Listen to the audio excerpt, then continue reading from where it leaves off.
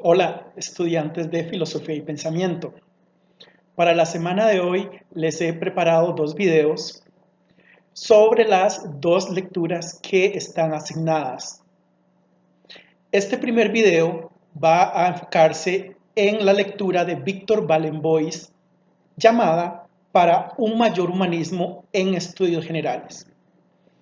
En el siguiente video les voy a hablar de la segunda lectura que se titula La respuesta de la Universidad de Costa Rica a la crisis de la cultura contemporánea.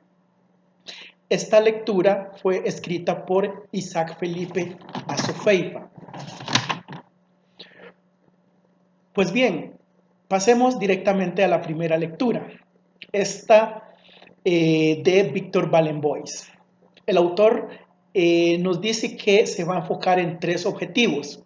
El primero, disipar una serie de mitos alrededor de los estudios generales. El segundo, visualizar la prevalencia de una visión europeizante en los estudios generales y del humanismo. Por último, sugerir algunas propuestas de integración de las cátedras del curso de generales. Sobre los mitos, él habla de algunos mitos, por ejemplo, el mito de que los estudios generales, por ser generales, están enfocados en lo superficial. Aquí el autor menciona a Rodrigo Facio. Rodrigo Facio decía que la especialización debe engarzarse en un fondo de cultura general que le permita a cada especialista comprender que su especialidad no agota la perspectiva que podemos tener de las cosas. Es decir, que no se trata de ofrecer una visión superficial, sino lograr contextualizar cada especialidad en un fondo de cultura general. Así que es falsa este mito que hace la equivalencia entre lo general y lo superficial. Los estudios generales no están enfocados en la superficialidad, sino en la generalidad, entendida como ese trasfondo en el que se dan trasfondo cultural en el que se desarrollan las diferentes especialidades. Otro mito es el mito de que las materias humanísticas son inamovibles, de que no cambian con el transcurso del tiempo. Y aquí el autor ofrece una visión más propositiva. Él dice que, por ejemplo, sobre la cátedra de comunicación y lenguaje, el lenguaje no solamente sirve para comunicarnos, sino que debemos entender que el lenguaje, la comunicación, se da en un contexto cultural. Y además que hay códigos de comunicación que no son lingüísticos y hay que tomar en cuenta esos códigos de comunicación.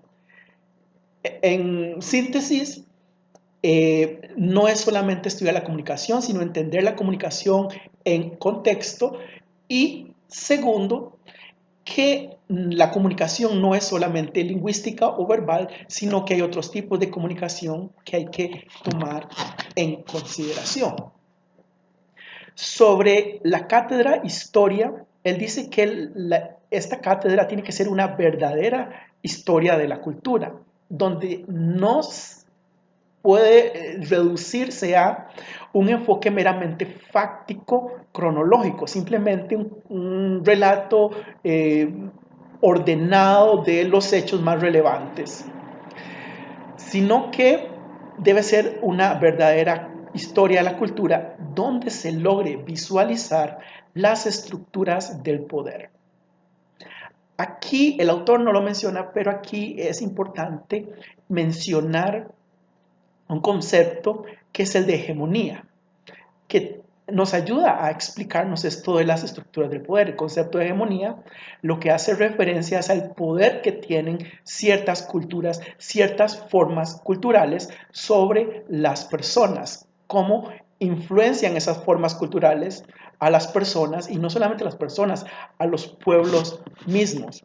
Por ejemplo, la cultura occidental es hegemónica, tiene poder e influencia sobre otros grupos humanos y otros pueblos que no son occidentales. Finalmente, habla de la cátedra de filosofía y pensamiento. Él dice que esta cátedra debe tener una fuerte dosis de lógica y de ética.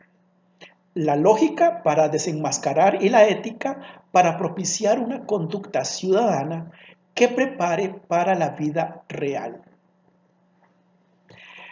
Finalmente está el mito de creer que lo latinoamericano excluye lo universal, que si nos enfocamos en lo latinoamericano, excluimos lo occidental, que son antitéticos. Pero en realidad lo cierto es que ambos están en tensión y hay que verlos así, como en una tensión permanente donde no se puede darle un privilegio a uno sobre el otro, porque de lo contrario vamos a tener una concepción parcial de los hechos. Vamos al segundo objetivo. El primero era sobre mitos. Ahora el segundo es sobre la visión europeizante. Según Barenboim, las humanidades siguen teniendo un concepto renacentista del ser humano. Este concepto es renacentista por el hecho de que privilegia ciertos valores por encima de otros valores. Dice Barenboim que muchas veces esa visión, educación y praxis liberadora que surgió en el Renacimiento se llevó a cabo mediante la dominación imperialista y que nosotros debemos, por tanto, ser críticos con esta visión, porque no es una visión que todo es positivo, sino que es una visión que se impuso a través o por medio de la dominación de los imperios europeos, por ejemplo, sobre los países latinoamericanos. Y finaliza el autor haciendo una reflexión sobre el hecho de que en la actualidad las culturas son interdependientes. No podemos escapar a ese hecho. Sin embargo, hay que estar alertas a la uniformización cultural que también corre. Es decir, que si bien es cierto, en la actualidad se habla de multiculturalismo, que es básicamente la filosofía de la globalización, este multiculturalismo también conlleva elementos homogeneizantes, es decir, que lo que hay en el fondo es una apertura falsa, porque lo que se hace es aprovechar la apertura de las culturas para imponer una cultura hegemónica. Pues bien, hasta aquí el artículo de Barenboim. A mí me pareció bastante interesante. Y en un segundo video vamos a hablar del artículo de Isaac Felipe Asofeifa.